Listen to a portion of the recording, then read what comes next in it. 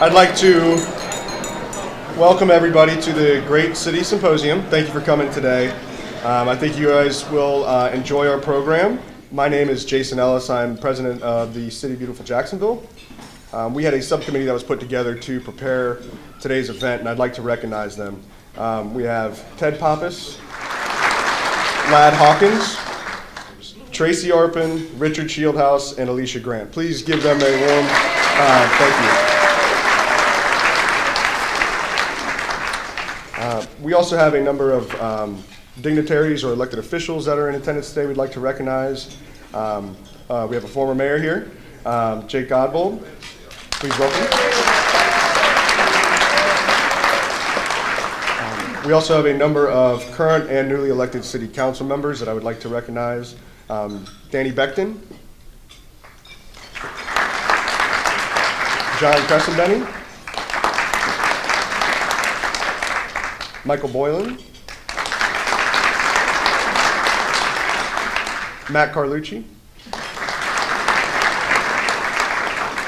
Ron Salem, and Jacoby Pittman. And I believe that Joyce Morgan was unable to attend, but she did send a representative. So thank you.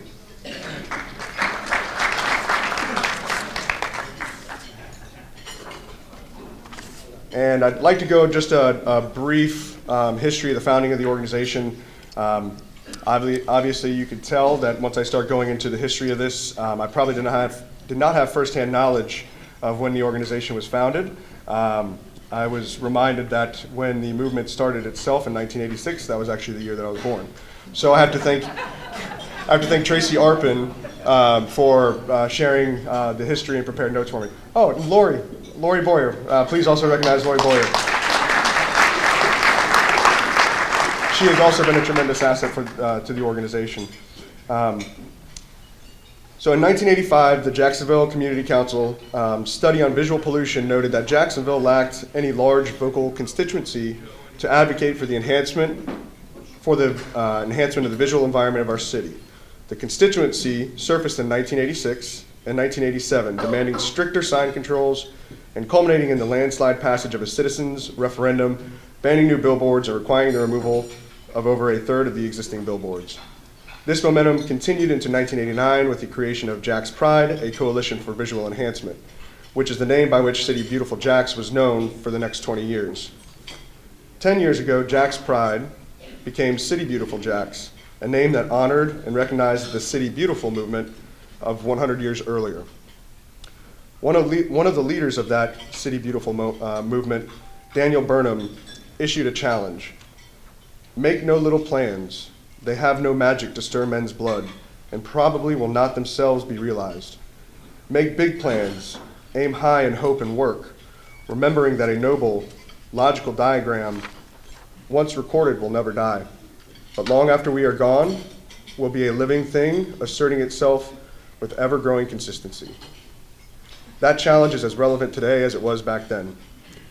City Beautiful Jax has worked to meet that challenge by providing leadership and advocating for a superior quality of life in Jacksonville through visual enhancement of the natural and built environment. We have channeled the community's demand for visual improvements into specific projects and programs, such as our neighborhood inventories of visual pollution, which identifies and reports conditions that detract from our city's beauty and contribute to neighborhood blight.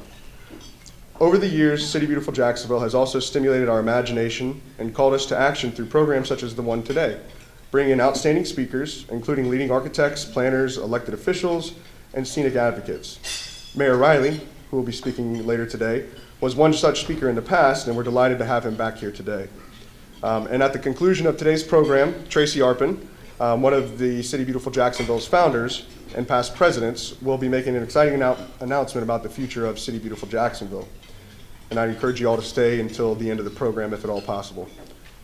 I'd now like to introduce Peter Rummel, who has been active in the real estate development industry for over 40 years. He has created some of the most recognized and interesting projects in the world. He previously served as CEO of the St. Joe Company, chairman of Walt Disney Imagineering, and vice chairman of Rockefeller Center Management Corporation. He is a former chair of the Florida Council of 100, the Jacksonville Civic Council, and the Urban Land Institute Foundation, which is a worldwide real estate organization promoting intelligent use of land. Welcome, Peter. Thank you. The program shows I have 10 minutes. I'm not going to take 10 minutes. I want to get to our speakers, so you can relax about that. We're about to hear from somebody who really is unique in American political history, and I think I'm going to dwell on that. It is. I haven't asked you this, but I don't think there's another mayor or elected official anywhere in the United States that's served for 40 years, 10 terms. Think about that. 10 terms. It's just. I remember asking him once why, and most of the time he was opposed. I remember asking him once, what made you stop at 40 years? He said, well, it just seemed like time. It was it's just remarkable. And when you stop and think about it, basically a whole law, term limits, was fashioned after Joe. And that's a great honor. I want to, after he stepped down as mayor of Charleston, he is now professor of American government and public policy at the Citadel and executive in residence at the Joseph P. Riley Center for Livable Communities at the College of Charleston. So he is not done. He is working hard, which is fantastic. I want to read a paragraph from his bio that I think sums up the history better than anything I could do. Under Mayor Riley's leadership, Charleston increased its commitment to racial harmony and progress, achieved a substantial decrease in crime, experienced a remarkable revitalization of its historic downtown business district, supported the creation and the growth of the Spoleto Festival, which we all know, added significantly to the city's park system, including the highly celebrated waterfront park, developed nationally acclaimed affordable housing programs, and and Charleston experienced unprecedented growth, both in terms of acreage and population. I won't go through his honors, or it would take me 10 minutes, but he is, to me, one of the most important things is the U.S. Conference of Mayors in 2010 created the Joseph P. Riley Award for Leadership in City Design. That's pretty cool when you have an award named after you, not given to you, but that to me is an enduring legacy. And Joe serves as president of the U.S. Conference of Mayors and has received honorary degrees from over 10 colleges and universities. We have a very special person here, and we're delighted to have you. Mayor, welcome.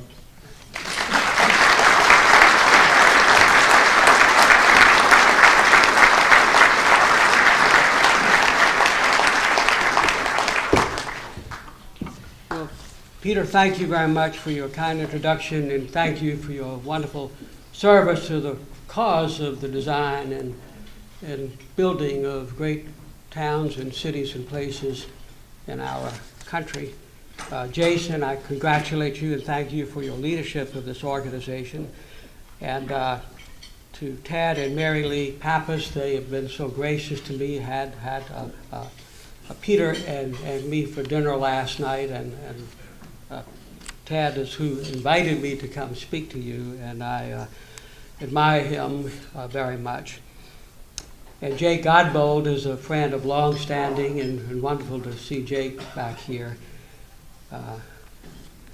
So I will speak to you today about city building, and I will use my city as an example of what we did, but they're universal principles alive in our cities. I will talk about them as I talk about Charleston. Builders of great cities, we all must be, all of us, every citizen. And cities should be a place where every citizen's heart can sing. Charleston, a very old American city, it was laid out in the late 1600s built largely in the 17th and 18th century, a city of remarkable beauty and scale, a city where our nation's historic preservation movement began, and city leaders were wise to adhere to that, and we had the benefit of experience of the Industrial Revolution passing us by because the economy was so totally destroyed after the Civil War. But Charleston isn't a theme park, and there's nothing preordained. It's a real live American city filled with all the great opportunities of achievement and mistakes and failures.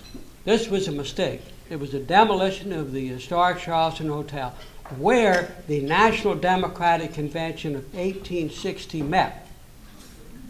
But it was demolished because city leaders back in the 50s knew to be a great city you had to have a drive-in motel. I mean, it wasn't a great city without a drive-in motel. So in city building, in city building, among our goals is to keep from making mistakes. It's holistic, the approach to city building, and we started in the poor sections of our city. We had the great problem of vacant lots, a huge number of vacant lots, and we were determined to build affordable housing on these vacant lots. Now, this is what houses look like in those neighborhoods. They were framed, they addressed the sidewalk, but in the 50s and 60s, when they built affordable housing, they built this, just stuck in, no relationship with the neighborhood or scale or orientation.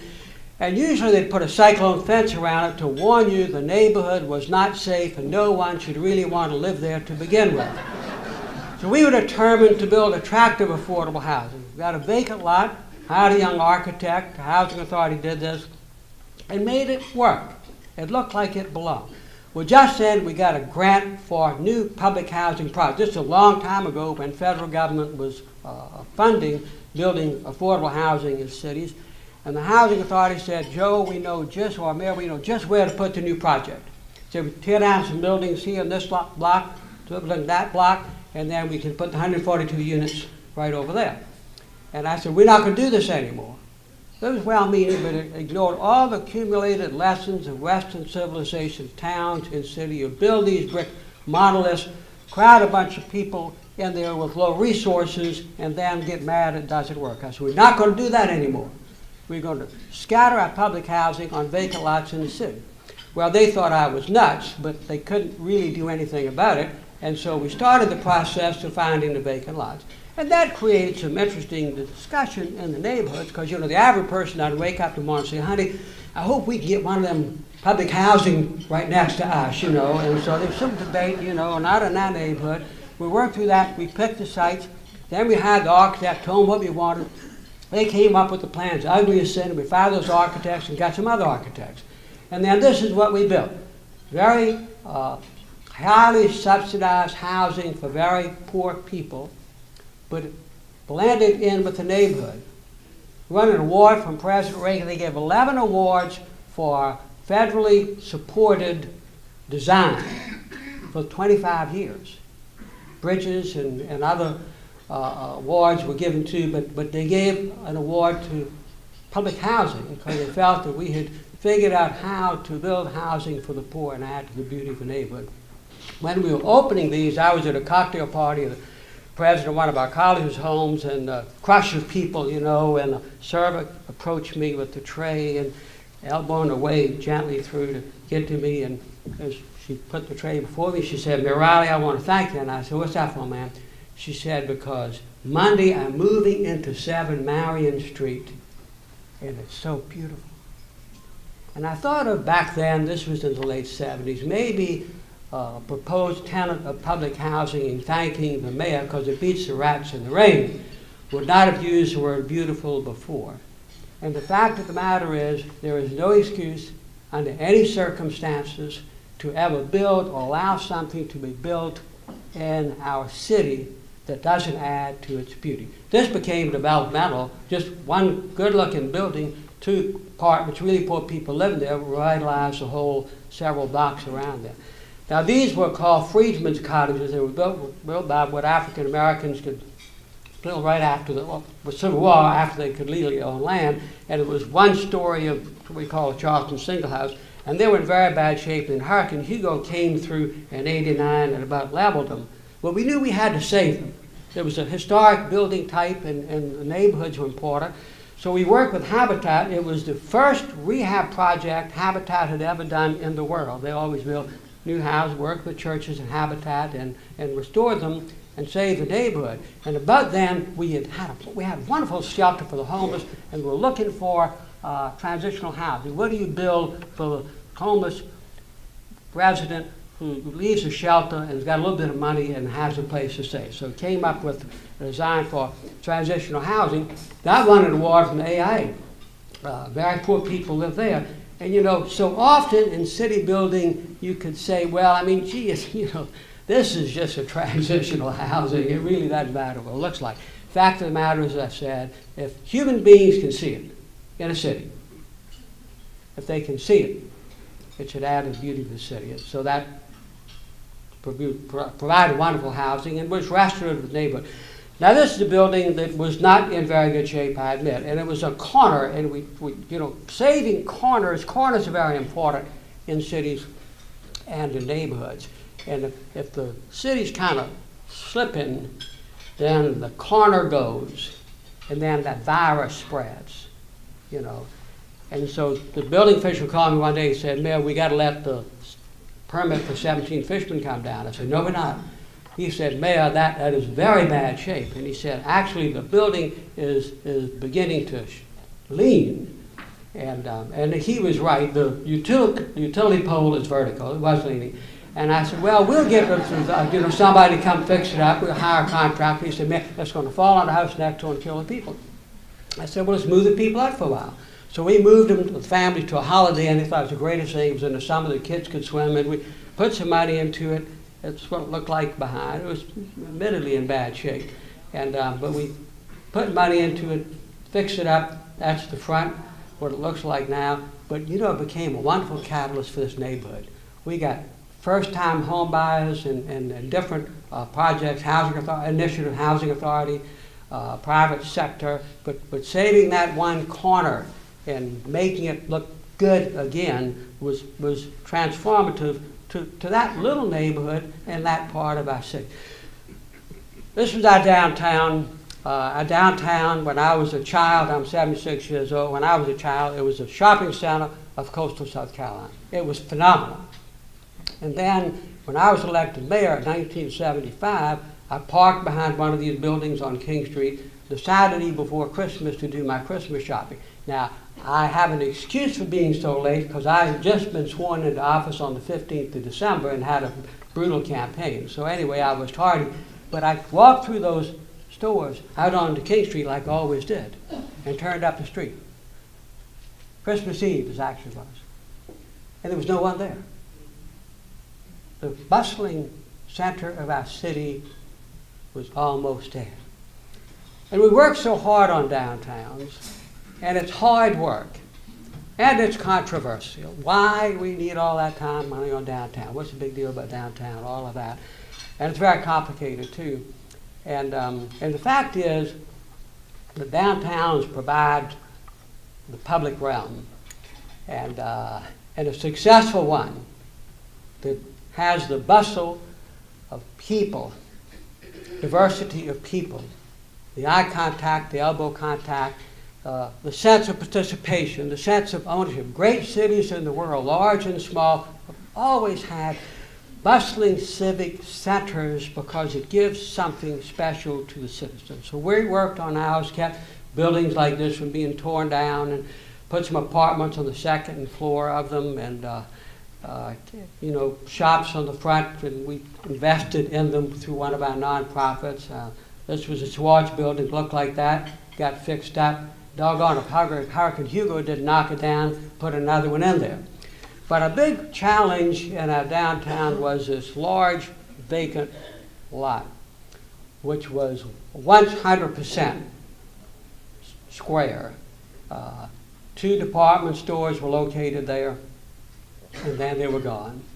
And so our challenge was to put the right use there. So we developed a strategic plan. Strategic plans are very important. I know that strategic plans can sound extremely boring and passive, and it's one of those things, and they get done and they put on the shelf, nobody does anything about it. But it's very important. You know, in England, the term for a plan, just the word you use, is scheme. If you walk to somebody in London and say, can I see your current downtown plan for this part of London, they would say, well, this is the downtown London scheme. But it's a better word, because a plan isn't a passive thing. It should be an energetic thing, a scheme, a plan, creative and action and interesting and fascinating, require lots of different kinds of work that was never staying on a shelf. And so we developed a strategic scheme, if you will. And it said we needed critical mass right there. It had to be just right. It had to respect the scale of the buildings. It couldn't be huge. It had to address the sidewalk. I'll talk about that in a few minutes. So that's what it looked like before. That was King Street. This would look like after this big development we did with the retail on the first floor, low rise right on the first 4 floors, and then it wasn't super tall. We can't build really tall buildings in Charleston, and then the center setback. It was really great. And in city building, details are so important, every detail.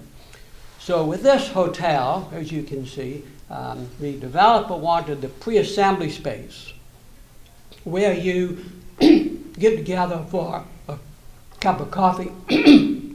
So what he wanted the pre-assembly space to be right as you come down the elevator. You see the elevator tower. So you come down the elevator, you walk in, you go right to the pre-assembly space. And I said, fellas, that's great, but where is the kitchen area going to be? And they said, well, that's going to be back on overlooking the street. And I said, we're not going to do that. You don't do that. You don't, because that's no windows, phony windows. It used to be, if you got to build a building on a street, you honored the street.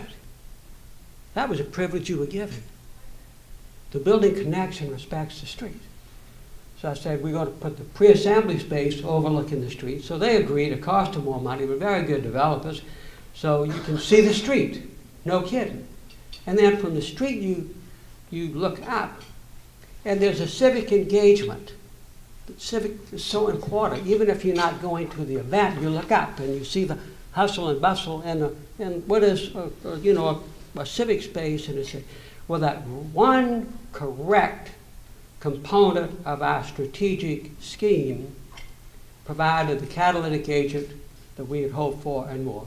Probably 50 buildings were restored because we got the right use, with the right design, with the right quality. And one Sunday after church, I was walking up the street about where these gals are, and I saw a fellow walking towards me, and I knew him. He was retired, lived in the suburbs, married, and but he was walking by himself on Sunday. It's kind of like, hope something hadn't happened. And I said, how you doing? He said, fine. I said, what you doing down here now? He said, well, Joe, and then he started kind of blushing a little bit like I'd caught him. And he was going to have to reveal an emotion, which we guys, of course, never, ever want to do in public. And he said, well, Joe, Doris and I went to early church this morning, and she had some chores to do around the house, and I like to come down here and walk around. He said, Joe, it just looks so nice. And I'm so proud. And that's why all the work that you're engaged in and why it's so important to give our citizens a sense of civic pride.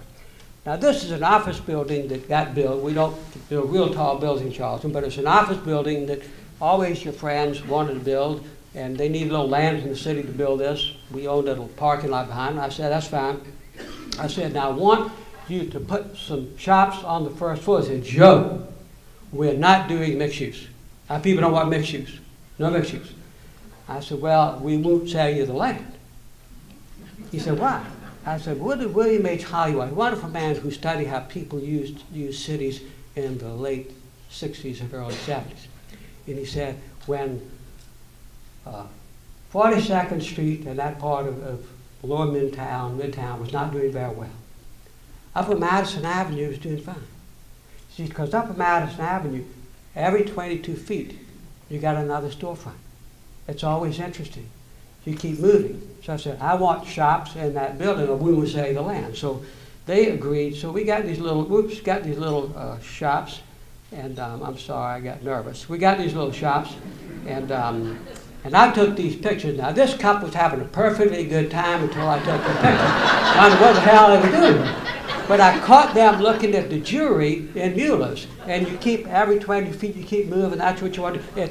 It is not, you don't walk past vacant lots or closed buildings or no windows in a downtown area. It's very important. And then we get Saks Fifth Avenue to come at a desolate corner, and that was, I forgot to tell you about the office building. Doggone it. So the office building, I really wanted the office building built because there was a gas station there that was abandoned. Looked like hell. But there was, at downtown Charleston, a big billboard above the gas station. And the billboard said, if you like Charleston, you will love Savannah. You know. So any damn thing I could do to get rid of that, but I still needed my shops. So we got that. And then we get Saks to come on the next corner, and they do great storefronts and really terrific. And then we got the old abandoned Art Deco theater, which was great, but it was closed. And so developers said they'll fix it up, and I said, that's great. And I said, we want some storefronts along Market Street. And I said, well, Joe, you don't have much sidewalk there. And so said, what we can do, you got a narrow sidewalk, is we can just punch holes in it like that. And I said, no, that doesn't work, because then trash collection and it's dark and everything. I said, what would it cost to put some real storefronts in there? And they said, well, Joe, you have to narrow the street. We need 2 more feet of sidewalk on either side.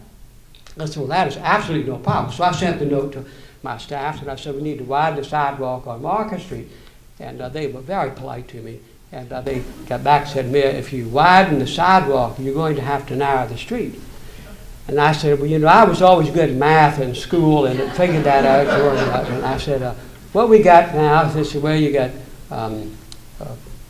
4 feet sidewalks. I said, what about 2 more feet? And then you get from 11 feet to 9 feet. They said, well, I don't think this is going to work, but we will check it out for it. So they came up with a beautiful presentation. It's very impressive.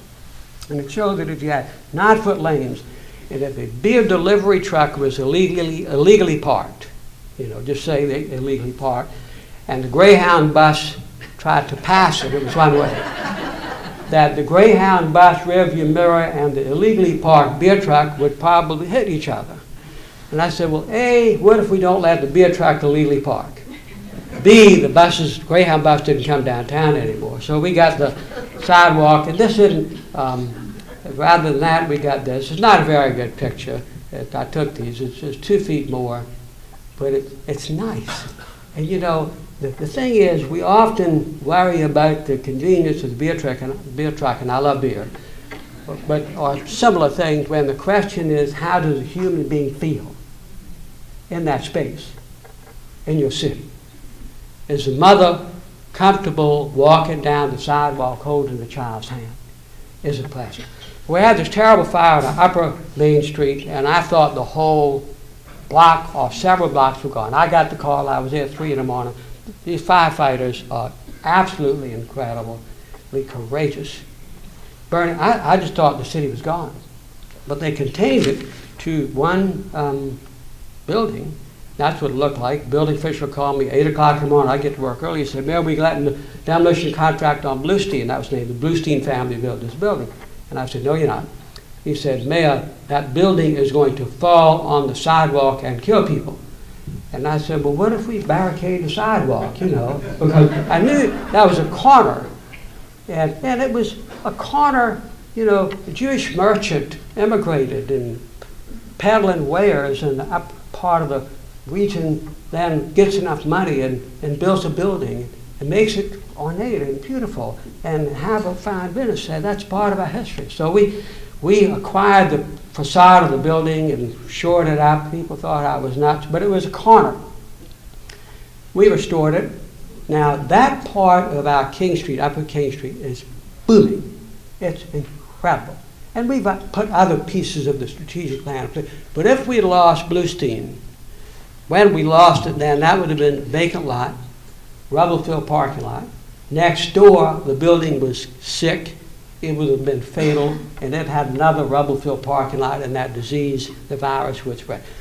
Parking garage is so important. This is the parking garage that got built. We needed to build a parking garage for parking when we could build a waterfront park, which I'll tell you about in just a minute. And so you can see what we built. But I had a real debate with the architect, who was terrific and extremely polite. And I told him that I wanted a parking garage, this was back in the 80s, early 80s, that didn't look like a parking garage.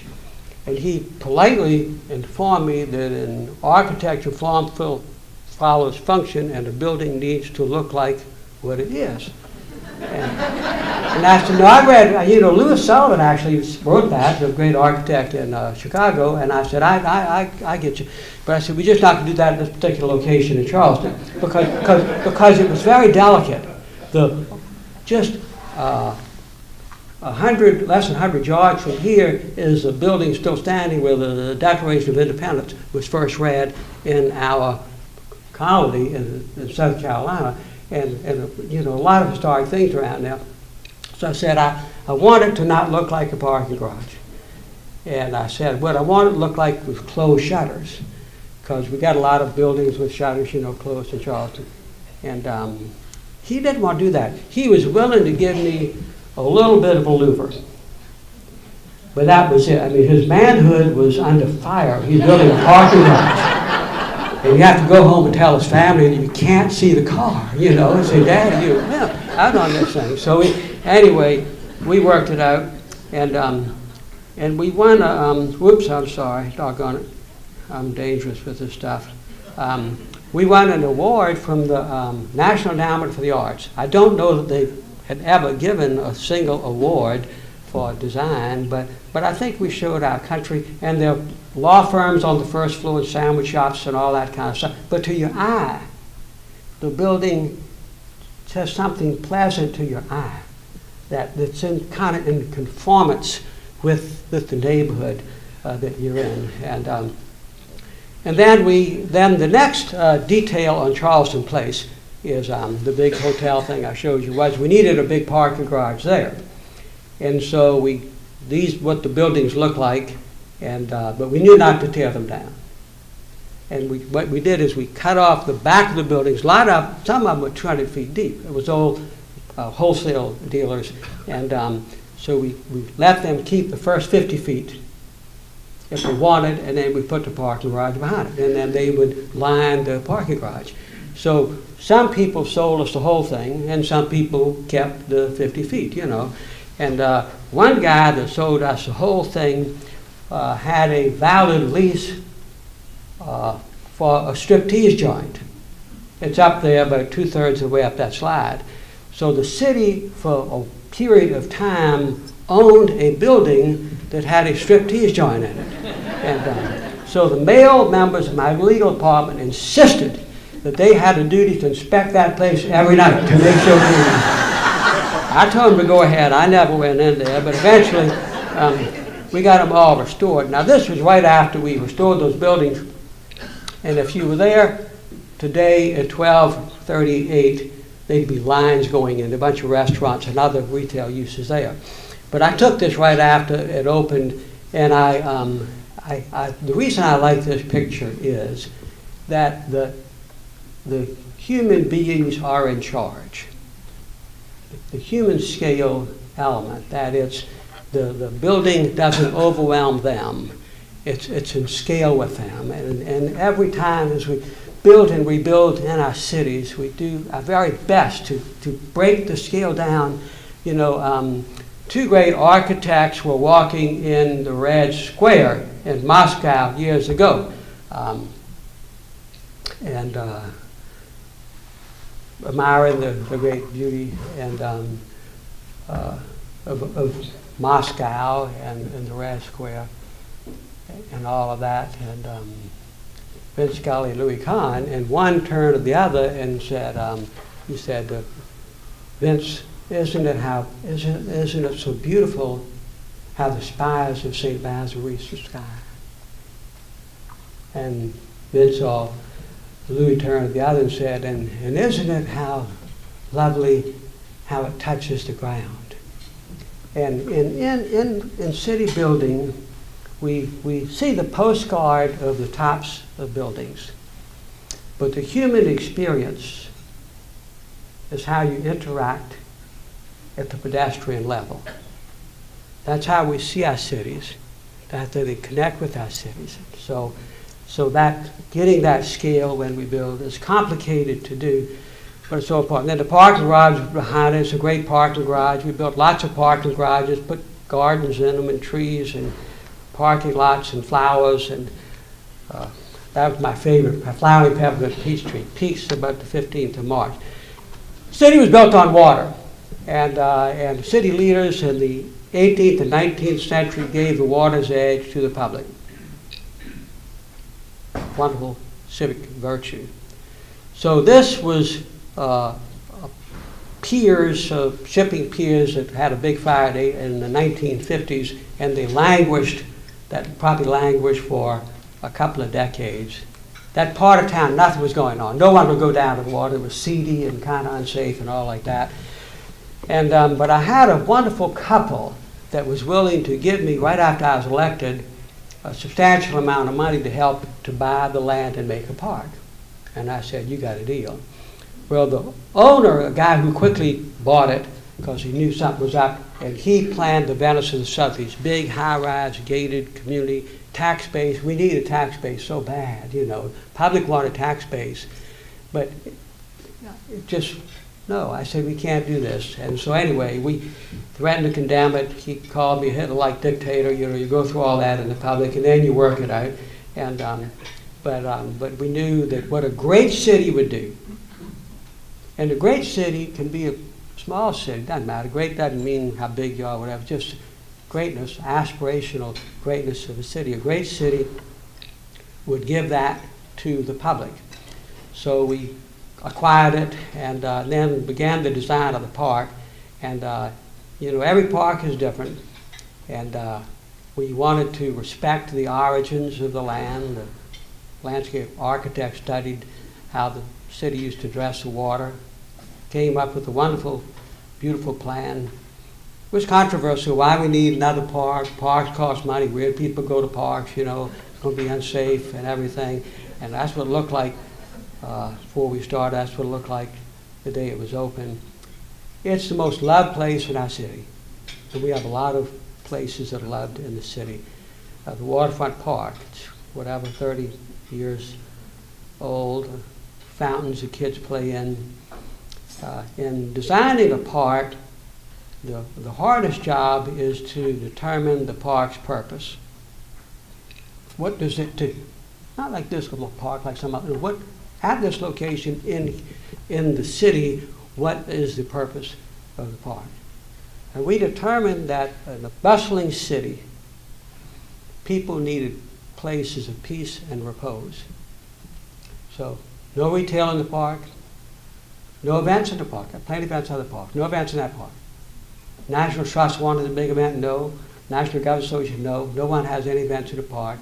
It's where you go, owning it just as much as anyone else, and have access to it in the most wonderful and diverse ways. We maximized the access along the water, created wonderful benches to swing in, and then we had a wide path along the water that was needed to be graveled. And Charleston has a wonderful pastel palette. So just granite, gravel there, you know, didn't do it. So I knew we needed some color. So took a long time because we did pre-settlement of the park, and I had trying to find some colorful gravel, you know, and it was kind of weird fixation I had. And every place I go, I'd be looking down. So I was at the Smithsonian. I thought I found it. They just redone the garden behind the castle. This was 30 years ago, and I thought the right gravel, so I needed to get some. And so I had, back then you had your airline ticket was in an envelope. So I took the airline ticket out and I had the envelopes, and I knelt down and scooped out just a little bit of gravel in the envelopes. About then, an armed security officer, about 50 feet away saw what I was doing and started headed in my direction. Now I had one of the split decisions. Do you stay there and try to explain to him you were just taking a little bit of gravel, or do you run for it? And, well, he weighed about 300 pounds, so I figured I'd run for it. So I got out of there and we tried that. We refined the gravel a little bit, but it's really so pretty. And then we got land behind it. What's the right thing to put there? Could put big office or whatever. We came up with an art gallery and residential. And then that started the ethic, accepted ethic by the community, by them, that every opportunity we have access, can get land on the water, that we give public access. So the Ports Authority is redoing this for a cruise ship, and we'll be walking along that, and then, whoops, and then, but the big problem was, you see the tall building up there. Now, we were building wonderful civic assets on the other side of the tall building, but the tall building wouldn't let you walk in front of the tall building because they had their own, it was a private property, you know. And so I didn't want that to happen. I mean, because you feel so good on one side of the tall building, and then you go to get the other stuff on the other side of the tall building, and you can't go. So, but I couldn't condemn it. That was beyond what the public would accept. And then patiently, the bulkhead started failing. You're talking big money. So the owners came to me and asked if we would repair and bulkhead and maintain it in perpetuity, and then they would give us, so we worked out the deal.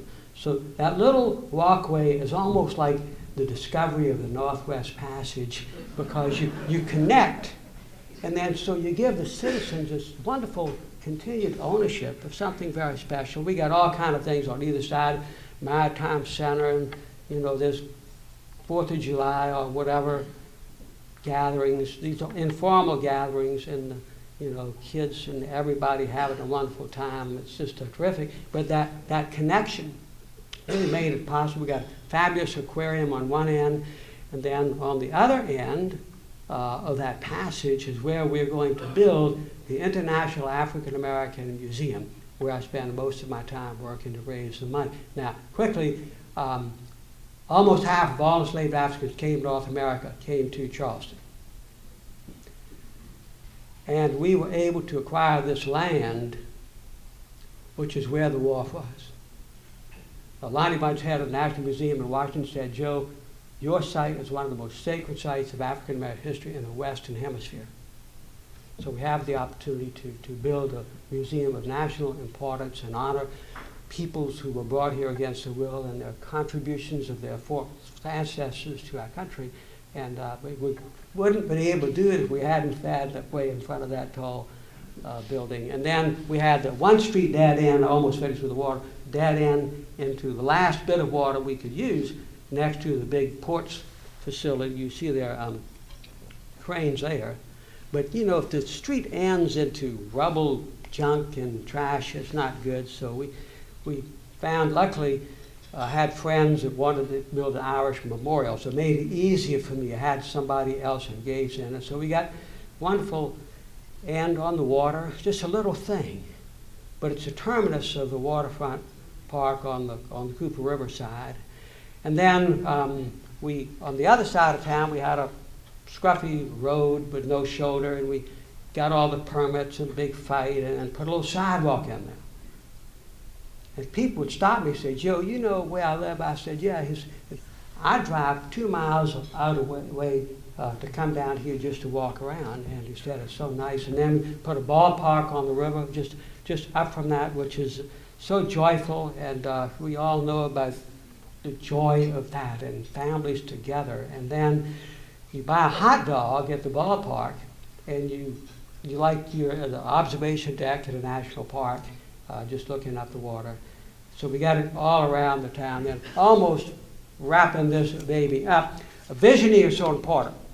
So we had a bridge coming in to one part of the city, Charleston's a peninsula, where there was no bridge before. So connecting large suburban communities with that part of the city. And so then the other end of the street where it came in was going to be the aquarium. So the preservation organization called me and said, Joe, do you have a plan for Calhoun Street? That's where all this new pressure is going to come. And God, I don't. That's so bad. We should have a plan for Calhoun Street. So quickly got the neighborhood organizations together, preservation organizations, the colleges and universities and hospitals, everybody touched on it.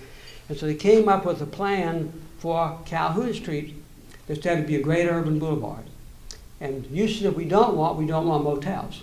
So luckily we had just done that when my good high school friends came to me and said, Joe, this property here they acquired and they were going to build a Max Sleep Inn.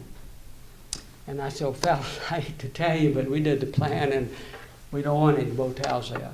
And so they fought me, went to city council, I won by 1 vote.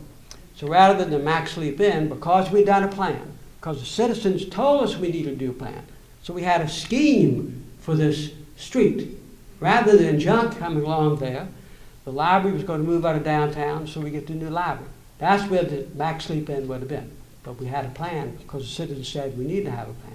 Across the street was a surface parking lot. School board was going to move out of downtown. We did a deal with the school board and city building rather than surface parking lot across from the library because the citizens demanded we have a plan. And then on that street, Calhoun Street, which is an east-west street, was this old hotel. And the hotel was dead. Prudential had foreclosed on it. Each owner would buy it and, you know, put some scotch tape in it or whatever and then sell it. And when it was gone, and so the College of Charleston was going to buy it for a dorm. Well, you know, if this hotel becomes a dorm, what happens? A little invisible light blinking. This used to be a great hotel. You know, you tell it built in the late 20s probably. And acetone this here town didn't any good. So I told the college they couldn't buy it. I couldn't control the college, but I told them they couldn't buy it. And then we worked and put all kind of money in it, federal money, and people thought I was nuts. We bought the land next door and built a parking garage. But it got restored. So then that right use in a building could speak again, this is really good. So that building became this. This building became that. I mean, it was falling down around that area, but just the affirmation of the quality of the space was transformative. And then across the street from it was this park that was never loved. You can see the surface parking there, and just the ones had dumpsters, this kind of, you know, no one would go hang out at Marion Square.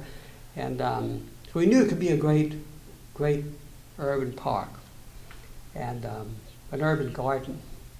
We got great designers, and we put fountains in there and wonderful brick paths and have art shows and farmers markets and everything. It's just fabulous. And Christmas tree lighting, one of my favorites. It's a really wonderful public garden. Now the building you're looking at on the left was an abandoned federal building. They moved out, just sitting there. So because we made it a beautiful public place, then about $80 million, $75 million spent on that. It's a wonderful, swanky new hotel. And then back to the old picture of the Marion Square. If you look on your upper left, just above the park, you see what looks like a 1 or 2 story building. That was a library that was built in the 50s that everybody knew it was ugly and wanted to get rid of it. And so rather than that, we just got this $100+ million hotel built. Bennett Hotel is beautiful. And because the park was saved, it became beautiful. And I show you this back on the addressment of the ground because the hotel is really handsome.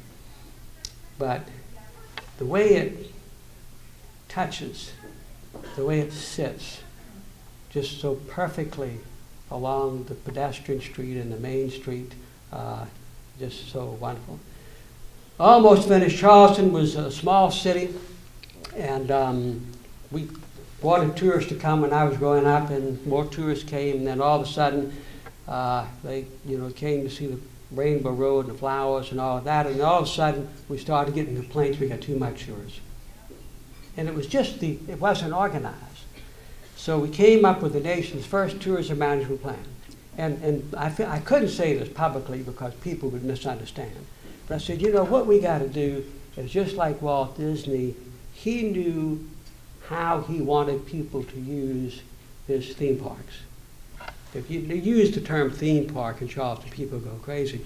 But we had a duty in tourism management to decide where we wanted the visitors to go and not go, and how to organize and manage that. So we got these old railroad buildings and fixed them up and created a beautiful award-winning visitor center and beautiful bus sheds and all of that, and really terrific. And then what I wanted to do is have the visitor convinced that they could walk. We built beautiful parking facilities, so leave their car and walk. And so we built that model under the floor, you know, and you'd look at it and you'd say, well, honey, you know, I mean, that's not but about 4 blocks. I think I can handle that. So they leave the car and they get in the trolley. Now, countless marriages have been saved by us doing this, you know. Honey, rather you getting killed, I told you not to go this one way, it's ruining the trip. No. They park the car, it's a really pretty parking lot in the garage, and then they hold hands, you know, and get into the trolley. And then the trolley takes them down the main street where we want to shop and say, well, you know, why don't we stop, look at that suit maybe or whatever. Anyway, it's very good about the domestic happiness. And almost finished. The civicness of the city is very important. This is what we call the 4 corners of the law. Building on the left is City Hall, St. Michael's Church stops. The building on the right is the county courthouse, which was where the first state capitol was, in that building.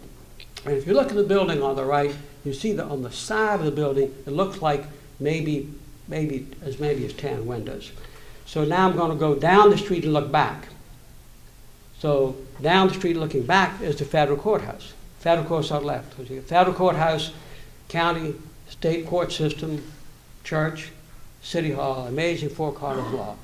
So the GSA decided that they needed to put a new annex right on this nice little space there that would have overwhelmed the area, and it just wouldn't work. So we had to fight the GSA, and that wasn't pleasant, but we went around the corner, bought an old Piggly Wiggly grocery store, gave it back to the GSA, so they built a new building and set it back. It worked. All the difference in the world. Because we wanted the uses there. Wanted the civic uses to remain there. And then we keep the garden, and they've had to do another annex. We got some more land and worked with them. And then the county courthouse was going to move out of downtown because they didn't have parking. And so we moved some buildings, paid to help move some buildings around there, and created a wonderful judicial center. And then that building I showed you that once had TAD windows, they figured out that the part of it was an addition, and this was the original first state capitol and then first courthouse looked like. So in 1791, when George Washington came to Charleston after worshiping in the church across the street, he saw that building.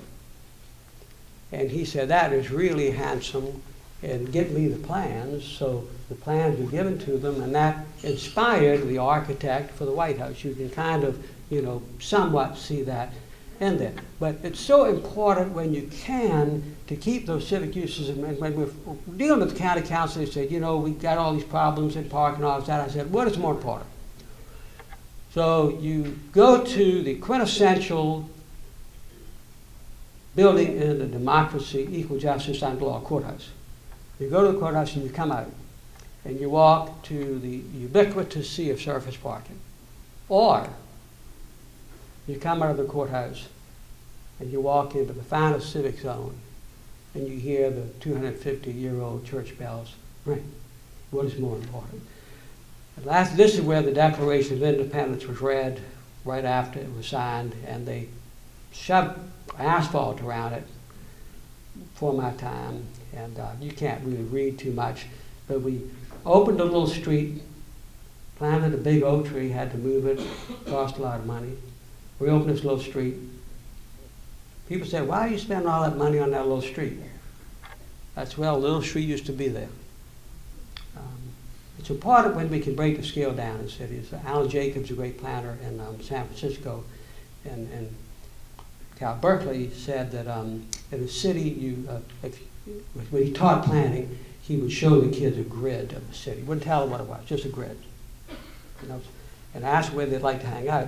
And the kids would always circle the part of the town where the streets were smaller, and they had odd connections, because it looked like they'd like to spend more time. Trees are very important, and this is a tree that we planted because we had a parking garage built before we knew how to build great parking garages, and then we built an office building, but we had this little piece of land, and so I wanted the tree there to just soften it and get out over the street. And so we planted the tree, but the property owners of the building on the left didn't want the tree there, and they kept coming and said, Joe, you can't have the tree there because we got to put the utility box and whatever. And so I had to take the tree out while they had construction, but then I wanted to put the tree back, but I wanted it to stay there. Because I knew after I was gone, they said, Joe's kind of weird about that tree, we need to take it out. So we had to get a hook, so we planted the new tree after construction at this site on Arbor Day, and then we put this plaque, and it commemorates, and it commemorates the site of the original wall of the city, which was approximately there. Might not have been exactly, but it gave me something. Now that tree is arched out over the street. We got other trees there. I mean, there's more squirrels running around and birds chirping, and nice shade in August. Okay, thank you for your patience. Let's say we all agree about this. What about the political support? Is it there? Well, this is Burroughs Liquor Store, where I go very seldom, I promise you.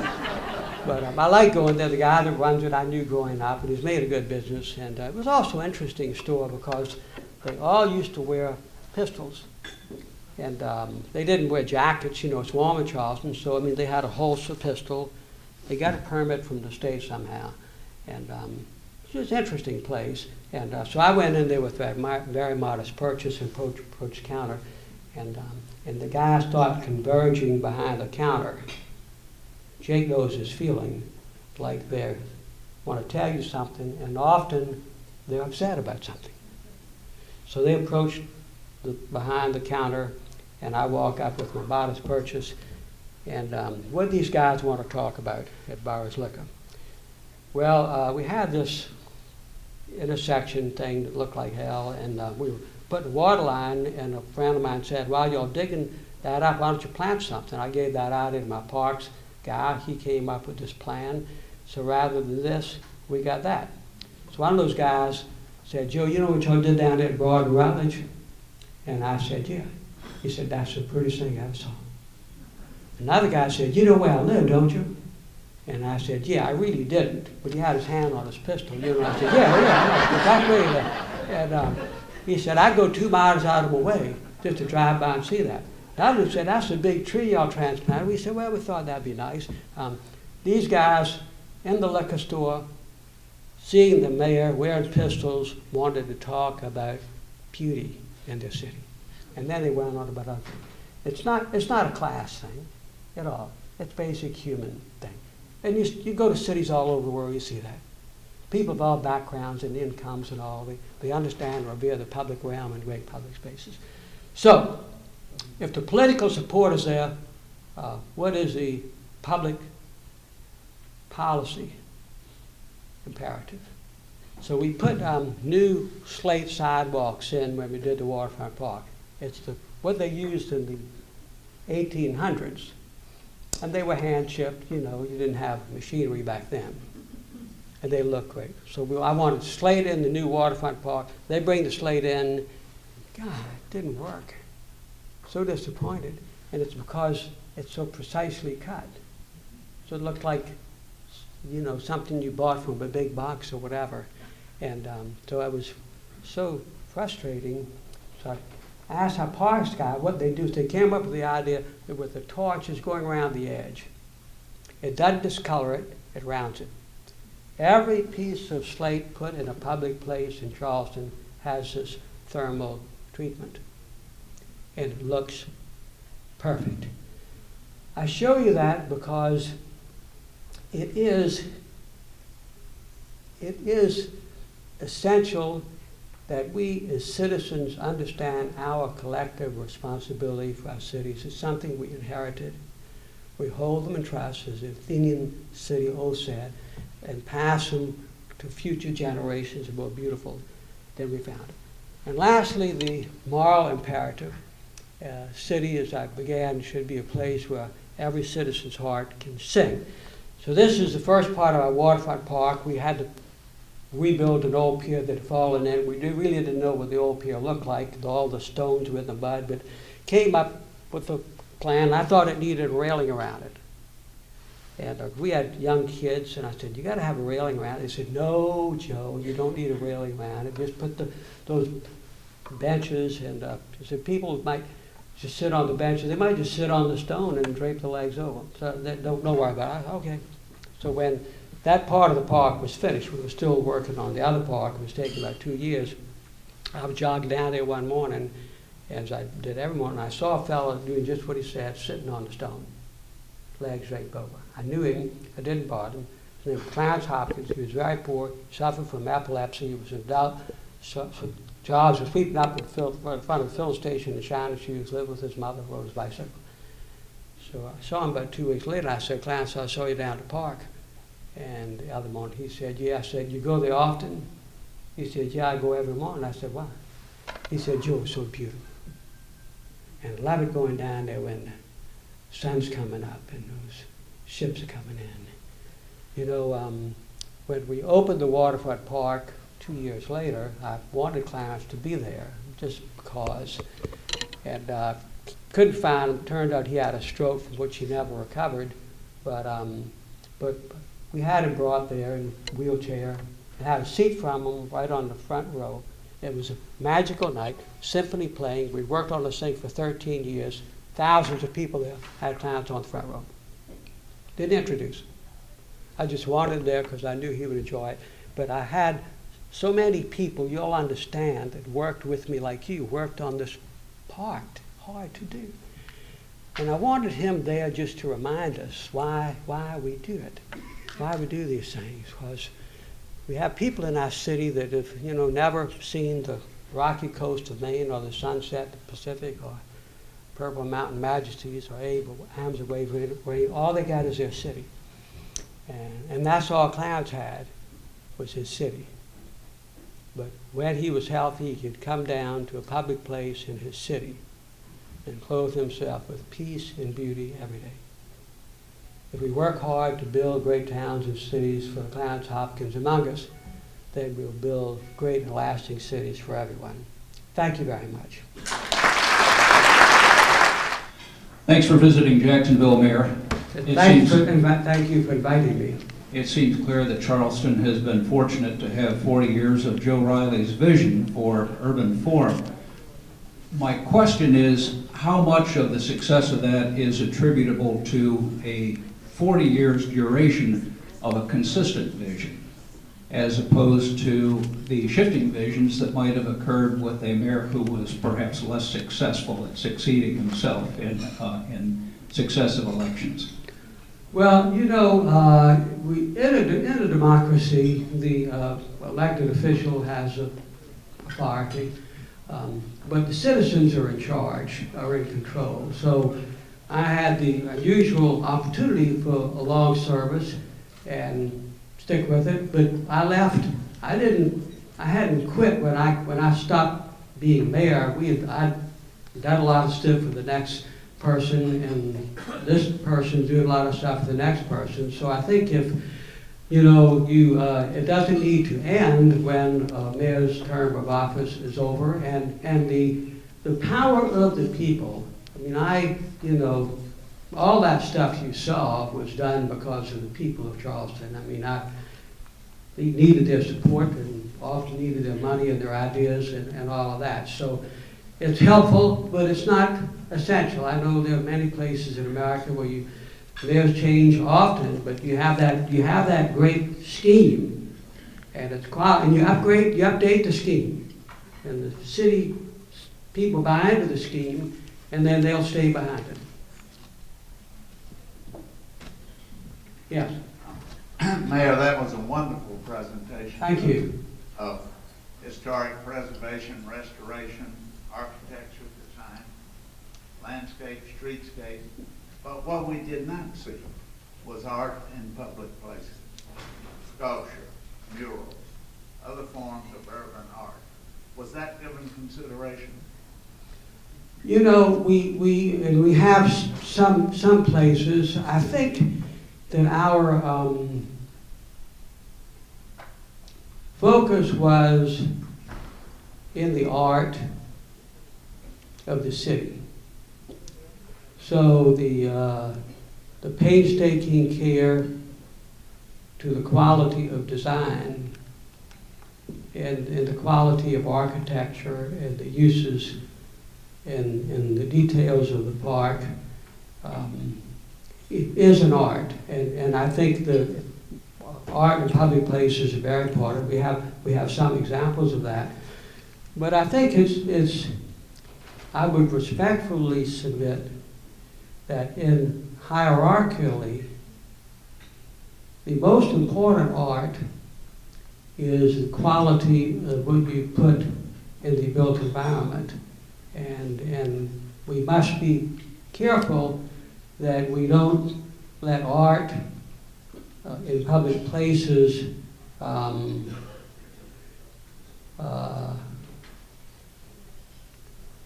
excuse omissions of other opportunities to create excellence. They're important, but the greatest art is a well-designed city with beautiful buildings, address the sidewalk, the street, and parks, and public places. And that's really, I mean, you have some examples around the world of great, sculptors, St. Gaudens or architects, but what is memorable usually is the art form of the city and its public places.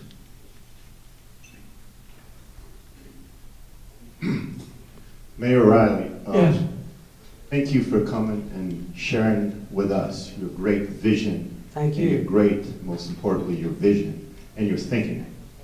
I would characterize you, first and foremost, your character as you're a great humanitarian, your humanity, so congratulations. Well, thank you. Are you looking for a job? No, thank you.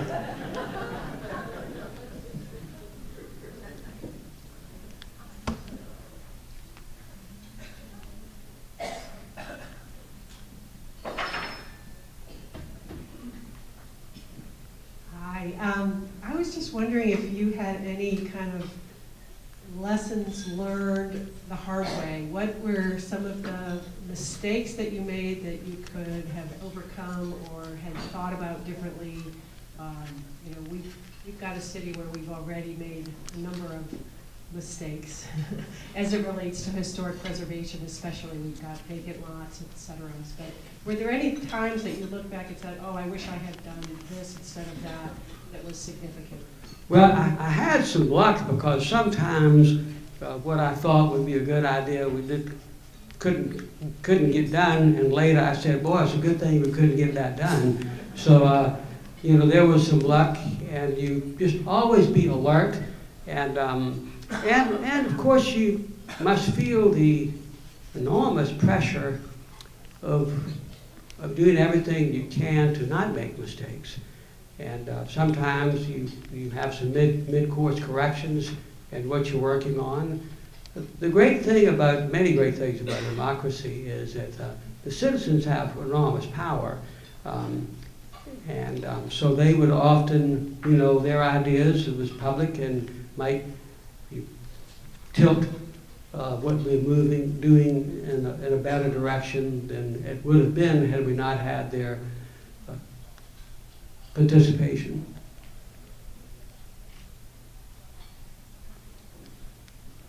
Mayor Riley. Yes. My name is Joy, and I am a recent arrival here to Jacksonville from Correct. the great state of South Carolina. Great. So I'm so I'm pleased. sorry we lost you. Oh, wow. So one of the questions I had was around your work in ensuring Charleston is a well-planned, well-designed city. I know that you've worked in the Mayor's Institute for Community Design. So that one of the first questions is, how do you feel the role that community design impacts the tourist experience and the residents' experience? That's the first question. The role of community and that urban design, that work, how does it affect the tourist and the resident experience? Well, if I understood the question, you,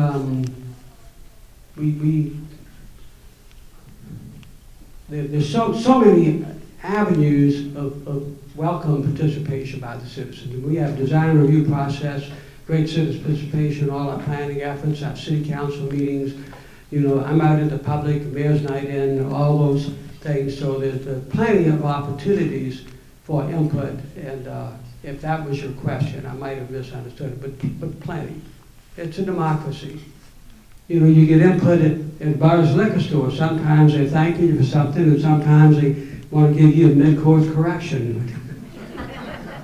So what I hear you saying, definitely lots of planning has gone into this work. Yes, And yes. the second piece I would ask is the role of planning around historic preservation, arts and culture, the various festivals and events that really speak to what that visitor experience is. Could you speak on that a bit? Yeah, it's so important, and obviously the all components of historic preservation, and you know, our tourism management plan, which was very difficult, and you know, we did 4 different editions of that. I mean, we keep changing, and so always alert and always learning from the citizens.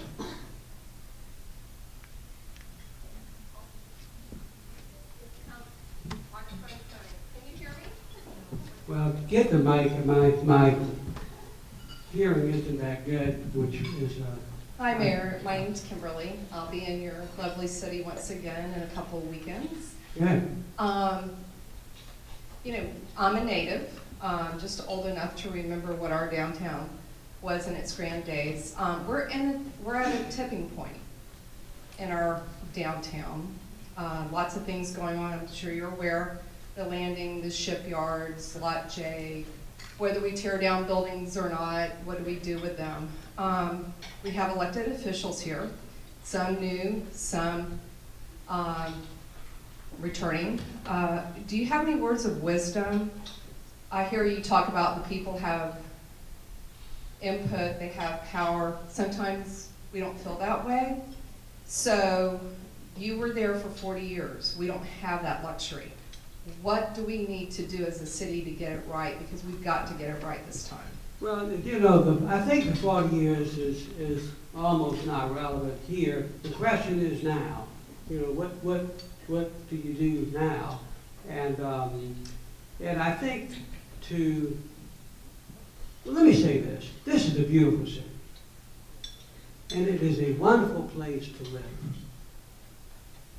Livability quotient is high. It's a wonderful part of our country. The climate is wonderful.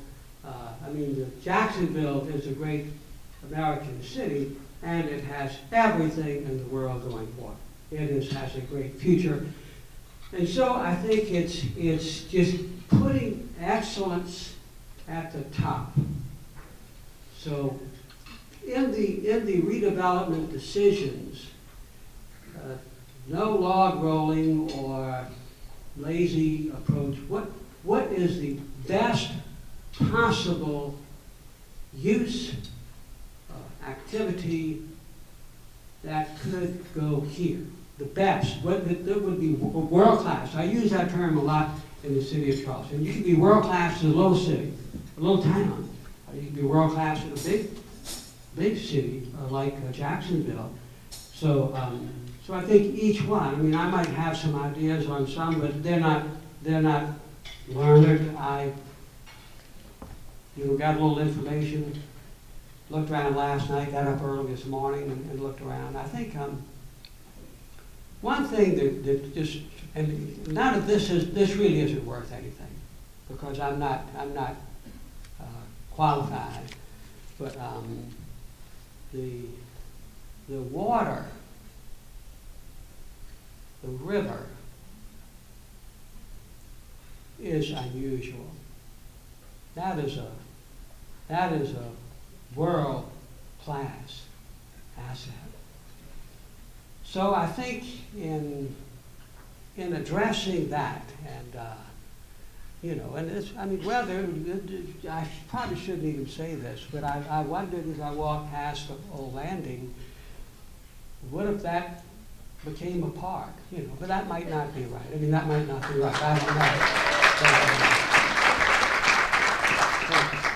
know. But a great park, because the river is, I mean, the scale of the river is amazing. I mean, it's not too tiny, it's not too big, it has movement. I think to, at least a thought for in Jacksonville to say we've got a world-class asset in this river. So let's maximize the quality of what goes on there and maximize the citizens of Jacksonville's quality access to it, not just, workaday access, but quality access, as many times in as many places as you can. Most cities in the world would give anything to have a St. Johns River running through it.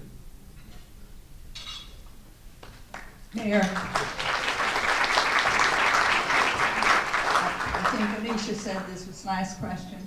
As you spoke, of course we were all caught up in how visionary you are, but I also wondered about two things. One is the political structure of Charleston that allowed you, in many ways, it seemed like, to be able to dictate or instruct or inform the design process. And secondly, how did you get it paid for,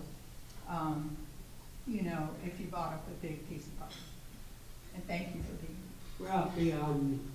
Well, I had to run for re-election every 4 years, and it's a very public job, so the citizens at every meeting, and I would go out to meet them and all that. So it was, you can't, a leader should seek to understand the hearts of his or her people. And what would make their hearts sing? What would, if it was done, would they say, isn't this wonderful? So your job is to, if it's bumpy road to get there, controversial, you got to sell and listen and sell, and then when you get there. So it's it's fully democratic, and I had no more power than any other elected official. I mean, at city council, they had to vote. I had one vote on city council of 13 of us. I had to walk the streets, read the papers, everything, receive criticism and complaints.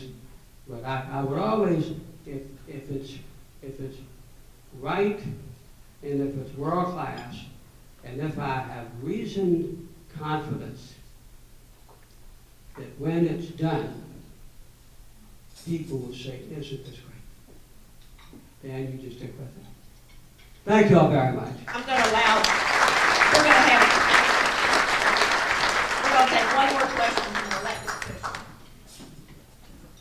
Thank you, Mayor. My name is Jacoby Pittman, and I want to ask you a question because the areas that several of, at least four of the council members represent African American communities, which there were a lot of promises that were made to different communities. And as we go forward in our community, I'd like to know, how did you handle situations where there were poor communities and resources that needed to be spent to bring those areas up? And how do you do it? Because you are a visionary, and because these things that have not been done in these communities over years, how do we plan, how do we make sure that we have the schools with the resources that's needed in those communities? And how do we bring those communities up in the communities? Well, I just kept at it, and I just kept at it, and worked for quality.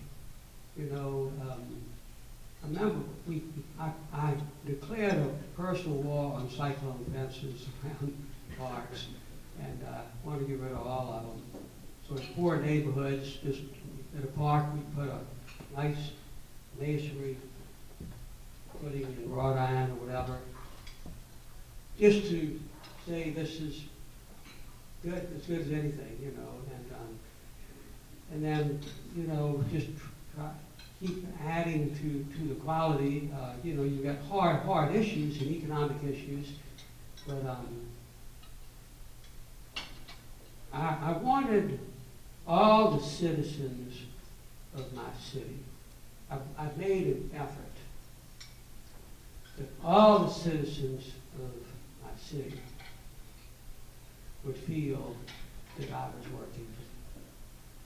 And it is easy, but I never put any relationship to that. Just like the relationship with your children or your spouse or friends, you never put it away. You got to keep at it, and be sensitive and understand your feelings. And do the best you can. Thank you very much.